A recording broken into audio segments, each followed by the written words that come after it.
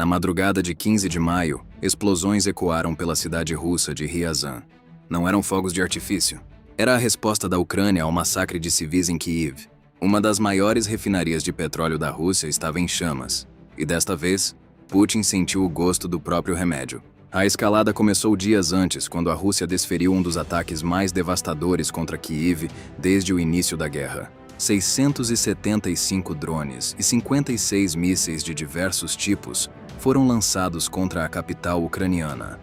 Entre eles, mísseis balísticos Iskander, aerobalísticos Kinzhal e até sistemas S-400, que são primariamente mísseis terra-ar, mas que a Rússia tem usado por falta de munições de precisão dedicadas para ataques terrestres.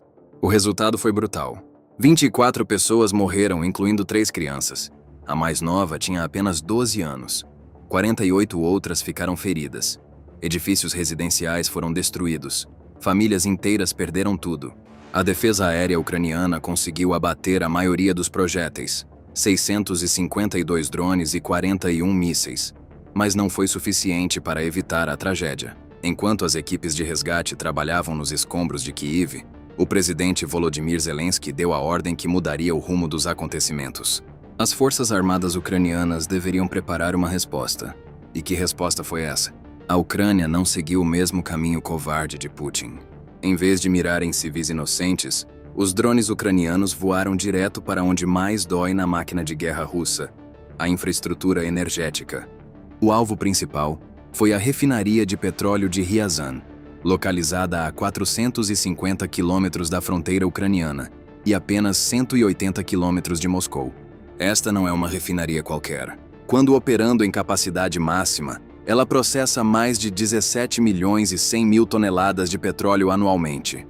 Transforma petróleo bruto em produtos refinados como gasolina e diesel, que alimentam tanto o exército russo na Ucrânia, quanto as exportações que financiam a guerra de Putin. Por volta das 2 da manhã, horário local, moradores de Ryazan começaram a relatar explosões na refinaria. Não foram poucas. Várias dezenas de explosões altas foram ouvidas em diferentes partes da cidade. Às 5 da manhã, 3 horas depois, as explosões ainda continuavam. Ou a Ucrânia ainda estava enviando drones, ou os incêndios iniciais haviam causado explosões secundárias tão massivas que se tornaram inevitáveis. Vídeos compartilhados em canais do Telegram mostraram o resultado devastador. 3 fotografias revelaram a mesma cena. Um inferno ardente em algum lugar da refinaria de Ryazan, enviando uma enorme coluna de fumaça negra para o céu. O céu já escurecido de Ryazan parecia um cenário apocalíptico, com as chamas tremeluzindo à distância e um cobertor de fumaça se espalhando. Em um vídeo curto, é possível ouvir o zumbido característico de um dos drones ucranianos voando em direção ao alvo. As defesas aéreas russas dispararam rajadas, mas nenhuma chegou perto. Esse drone era apenas um dos muitos que a Ucrânia enviou para Ryazan em seu ataque de vingança. A resposta russa foi, digamos, típica. O governador regional de Ryazan, Pavel Malkov, alegou que destroços de drones haviam atingido uma empresa não especificada em algum lugar da região. Aparentemente, os destroços de drones mais precisos do mundo atacaram novamente. Sarcasmo à parte, Malkov fez outra alegação que mudaria tudo. O governador afirmou que 3 civis russos foram mortos no ataque ucraniano, com outros 12 feridos. Os destroços teriam atingido edifícios residenciais, com a clara implicação de que a refinaria de petróleo de Ryazan não era o único alvo da Ucrânia durante as primeiras horas de 15 de maio. Havia até vídeos para provar. Esses vídeos realmente mostravam um edifício residencial em chamas, com a Rússia alegando que drones ucranianos, ou mais precisamente, destroços de drones, estavam por trás de tudo. Esta é propaganda. É mais um dos fantoches de Putin dizendo qualquer coisa que possa satisfazer seu líder. Mas há um vídeo que refuta tudo o que Malkov quer que acreditemos. Nesse vídeo, vemos o que realmente estava causando os danos aos edifícios residenciais russos, e precisamos apenas dos primeiros segundos da filmagem para ver. Não havia nenhum drone envolvido. Em vez disso, um sistema de defesa aérea Pantsir russo dispara um tiro, causando uma explosão massiva que faz alarmes de carros tocarem e deixa um buraco gigante na lateral do edifício que atacou. Tantas questões surgem dessa filmagem. O Pantsir é tão impreciso que confundiu um edifício inteiro com um drone. Ele disparou contra um edifício propositalmente para que a Rússia pudesse criar uma narrativa de drones ucranianos atingindo civis russos? Talvez nunca obtenhamos as respostas. Mas uma coisa vemos com certeza: a Rússia atingindo a si mesma e ao seu próprio povo. O que a Ucrânia acabou de mostrar à Rússia é que pode infligir dor sem recorrer às táticas terroristas que tem sido uma marca registrada de toda a invasão de Putin. Ryazan queima porque a Ucrânia desenvolveu os tipos de capacidades que a Rússia nunca viu chegando. Segundo Hanna Notte, diretora do Programa de Não Proliferação da Eurásia, no Centro James Martin para Estudos de Não Proliferação, a Ucrânia claramente ganhou a capacidade de infligir dor à Rússia de uma forma que não conseguia anteriormente. E então, Notte entrega o aviso que Putin não quer ouvir. Essa capacidade não vai desaparecer. Mas espere um momento. A Ucrânia já atacou a refinaria de Ryazan várias vezes no passado, mais recentemente em dezembro de 2025. Esse ataque de dezembro representou até o 9º ataque bem-sucedido contra esta mesma refinaria, apenas em 2025, e foi uma continuação de um ataque que havia feito a refinaria de Ryazan parar completamente no novembro anterior. Como é que estamos vendo agora um tipo de dor que a Rússia nunca experimentou antes, se os drones ucranianos têm atingido Ryazan há bem mais de um ano?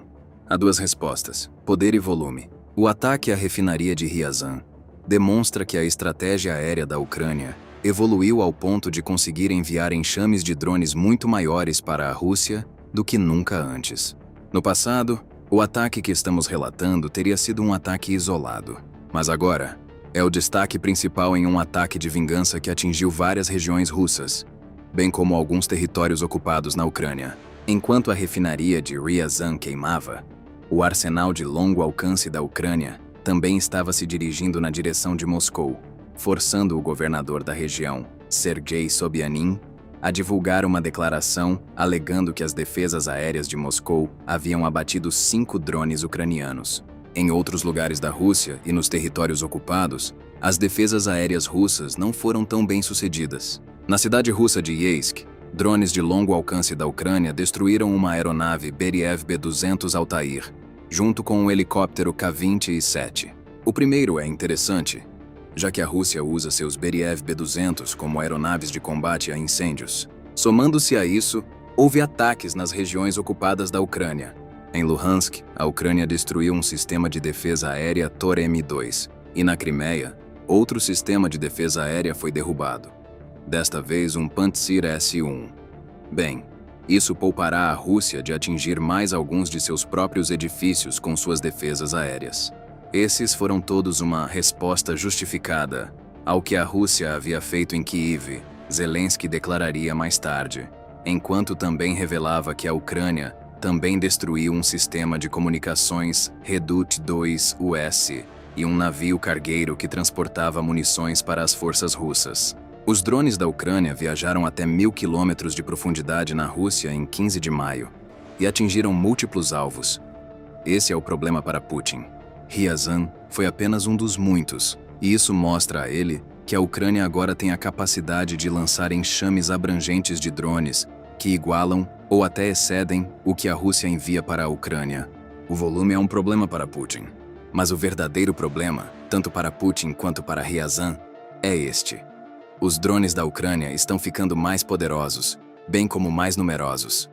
Essa é a verdadeira diferença entre este ataque de 15 de maio em Ryazan e aqueles que vieram antes. A Ucrânia está agora produzindo cerca de 200 drones de longo alcance por dia, e eles variam desde os tipos de drones que a Ucrânia usou no passado, que podem viajar longe, mas carregam ogivas relativamente pequenas, até monstros como o híbrido drone-míssil Flamingo. O Flamingo tem uma ogiva pesando até cerca de 1.100 kg, que é uma quantidade louca de poder de fogo que a Ucrânia simplesmente não conseguia entregar na Rússia no passado. É acompanhado por drones que são talvez menos poderosos, mas ainda podem causar estrago, como o FP-1, que pode viajar mais de 1.000 km para entregar uma ogiva de 105 kg, e o FP-2. O alcance desse drone de 200 km o torna perfeito para enfrentar os territórios ocupados, e ele entrega 158 kg de explosivos.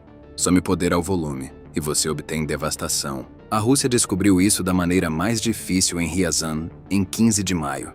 E conforme a Ucrânia trabalha para fortalecer sua produção e as capacidades de seus drones, tudo isso só vai piorar para a Rússia. Em 11 de maio, apenas 4 dias antes de seu arrasamento da refinaria de petróleo de Ryazan, a Ucrânia anunciou uma nova parceria com a Alemanha, que verá as duas nações produzindo conjuntamente drones de longo alcance.